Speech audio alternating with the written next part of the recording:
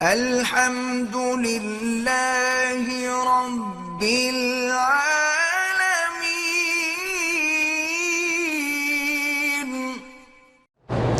حضور کے نام کے اوپر صرف سواد کی نشانی کر دیتے ہیں، یہ ناجائز ہے، پورا لکھنا چاہیے صلی اللہ علیہ وسلم۔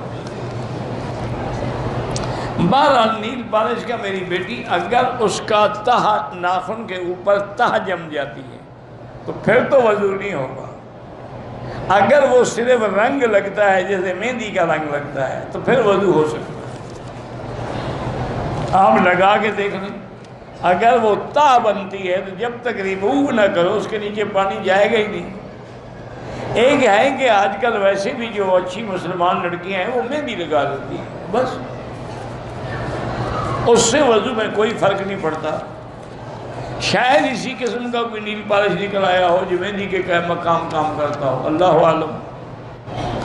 اگر غیر ضروری بال جو ہیں 40 دن سے گزر جائیں پھر بالکل گناہ گار ہے۔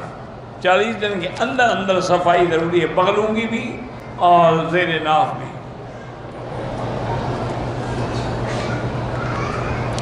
میرے ہمسایوں کی نام بھی لڑکی کا نام بسم اللہ صدیقہ ہے تو اس کو کہو صرف صدیقہ ہی کافی ہے۔ میرے دوست ساتھی گانے سنتے ہیں، اللہ ان کو گانوں سے اور بری چیزوں سے محفوظ رکھے۔ احرام کی حالت میں مکھی مار دی، اچھا کیا، اور جتنا مکھیاں ہوں حرم میں سب مار ڈالیں۔ رمضان میں روزہ توڑ دیا تو جواب آیا کہ قضا کرے، حالانکہ رمضان کے روزے توڑنے کی قضا نہیں، کفارہ ہے۔ او میرے شریف دوست، مہربانی کرتے مسئلہ سمجھا کرو۔ ایک ہے کہ رمضان میں آدمی کو گرمی لگی مر رہا تھا روزہ توڑ، ایک ہے جمع کیا تو کفارہ ہے۔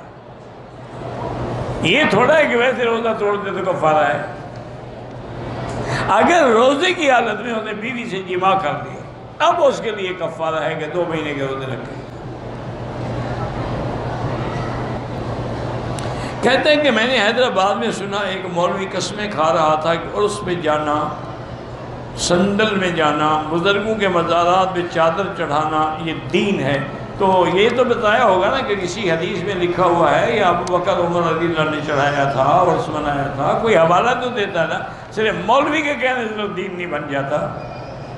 بالکل جھوٹ بول رہا تھا، اللہ کے غضب سے بھی نہیں ڈرتے، جھوٹ کو دین بنا دیتے ہیں۔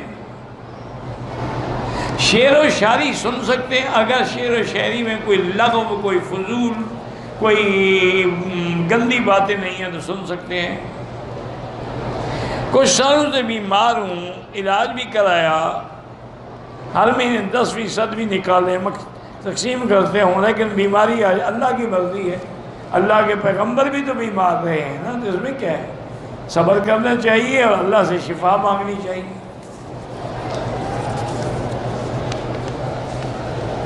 کہتے کہ فرعون جو ہے وہ بحیرہ کلثم میں غرق ہوا تھا، میں کوئی ساتھ نہیں تھا۔ کتابوں میں دریائے نیل کا ذکر ہے، باقی اللہ عالم۔ نہیں آپ نے اس کو نکالنا ہے کیا؟ تو چلو بحیرہ کلثم میں چلے جاؤ، اس کو نکالو۔ ایسے خواب مر گیا، کسی دریا میں ڈوبا، لانتی تھا، مر گیا۔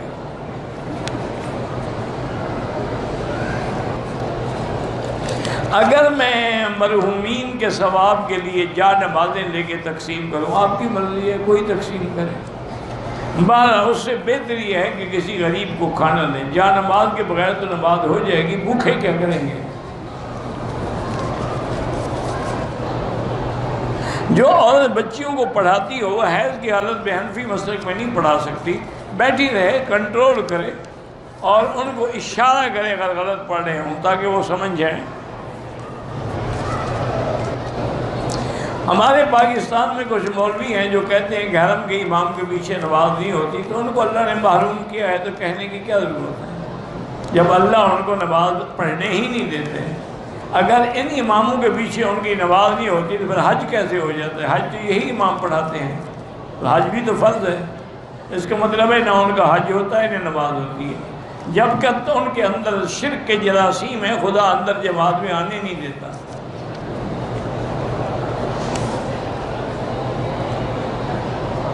میری فیکٹری ہے، میں یہ قرضہ چڑھ گیا، کچھ لوگوں نے ان کو پرافٹ بھی دیتا ہوں، حالات بہت برے ہیں، میں نے بینک سے لون لیا۔ بہرحال بینک سے لون نہ لیتے تو اچھی بات تھی، اب بھی روزانہ 2000 دفعہ استغفار پڑھو، استغفر اللہ الذی لا الہ الا هو الحی القیوم واتوب الیہ۔